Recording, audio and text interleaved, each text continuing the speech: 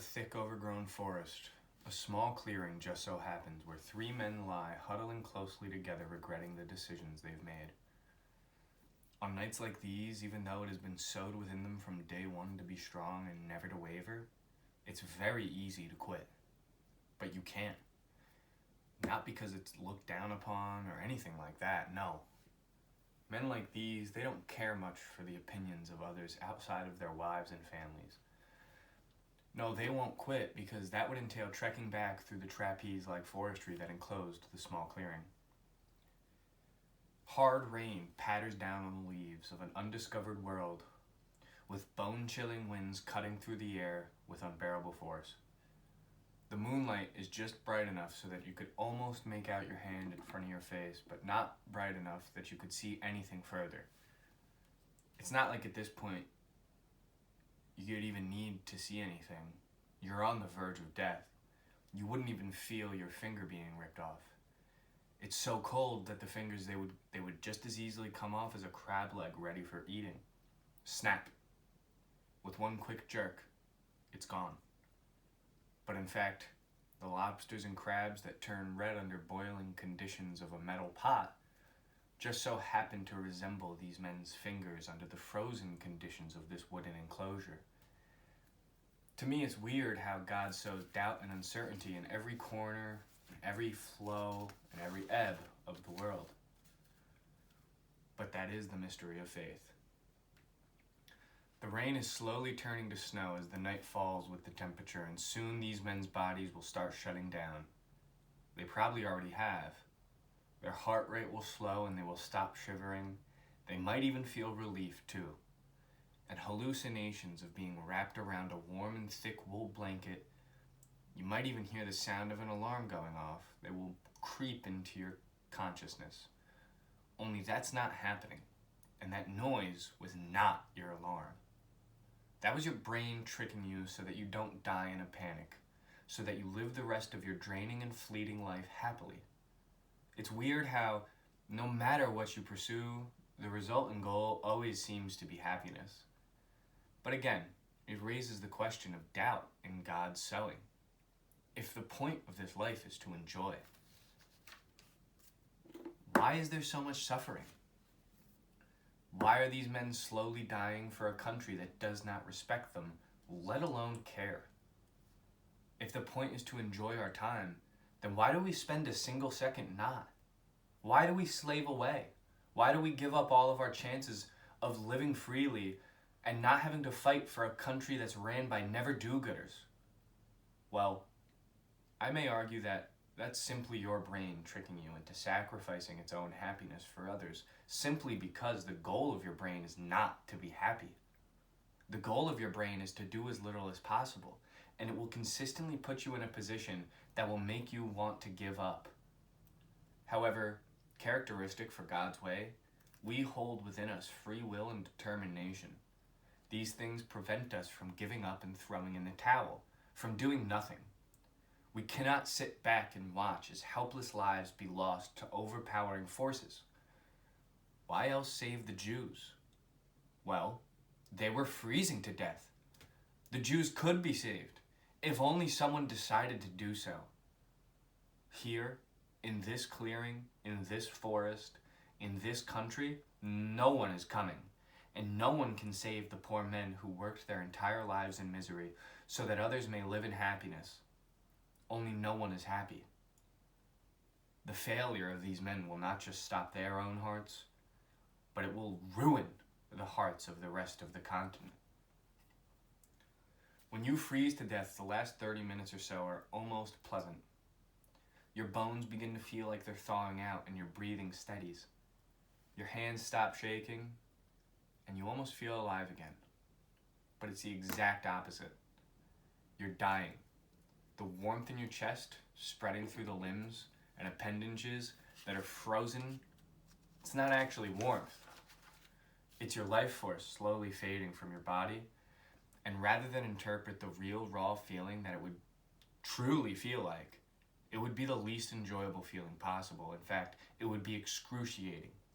It would feel like those early days where you would choke down your first cigarettes taking short and sharp drags in between coughing fits and projectile vomiting. The feeling of thousands of acupuncture needles simultaneously stabbing your throat is a pale comparison, but a comparison nonetheless. And these men, if they could feel, would cave under this pain. Men that were trained and prepared to be tortured to their last fingernail, their last tooth. They were ready for screwdrivers to be driven through the tip of each nailless finger, drills through their palm, and even ready to be dealt with by the flaying of those dirty, no-good cowards in ISIS. They would look the flay blade in the face and spit at the feet of those abysmal dogs. It'd be far too kind to accept them as human. These men that sit in a frozen tundra pray to the Lord up above that morning comes, that the negative 60-degree temperature mellows out into a nice warm negative 20, but it won't. Just before they finally doze off into eternal slumber, the ground shakes with a massive explosion.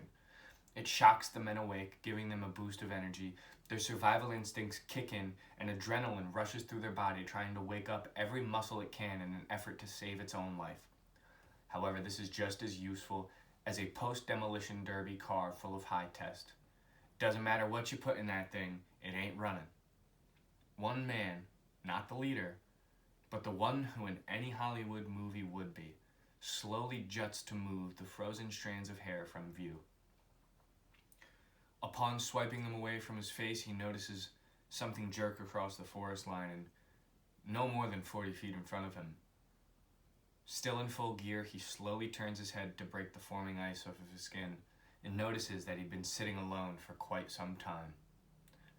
They were dead. His comrades' eyes were still open, mouths still contorted in a way that made them look like they were just paused, but the sheets of ice covering their now blue skin told you otherwise. Sharp ice jutted out of the throats as the moisture from their last screams froze instantly before ever exiting the body, let alone the trachea. This gave their bodies more than an eerie appearance, and it seemed as if they met their face by the hands of Vlad the Ice Impaler, a frozen cousin of Vlad the regular Impaler. Looking right, looking left, and coming to terms with this fate, he slowly signs a cross and reaches into his rucksack, which he left open. In the military, they train you for things that you would never anticipate needing, and you typically disregard most of it, but they always stay tucked in some corner in the very back of your mind, in which only the specific events remembered happening before you, they would trigger that recollection. Again, the mysterious boom reverberates the soil and trees. If the ice weren't so goddamn thick, we'd probably be crushed by the falling trees. The ice is keeping them locked in place. The man trails off into silence, realizing he's speaking to no one. He can hear trees falling in the distance as the booming noise gets closer. The man slowly moves so as not to break his own frozen bones with too quick of movement, and from his rucksack pulls a switchblade donning the American flag. The man sheds a tear upon witnessing the switchblade successfully clicking outwards, and the tear is frozen before the knife can fully extend. Again, he does the sign of the cross when the destruction interrupts. With every earth-shattering boom, the noise grows louder and begins to act like gasoline on a fire with the wind. Shards of ice and pieces of tree fly through the air after every time the noise comes, making the man play dodgeball with nature. Only at this point, death by ice shard would not only be appropriate, but a kindness. And then, peculiarly, the noise stops.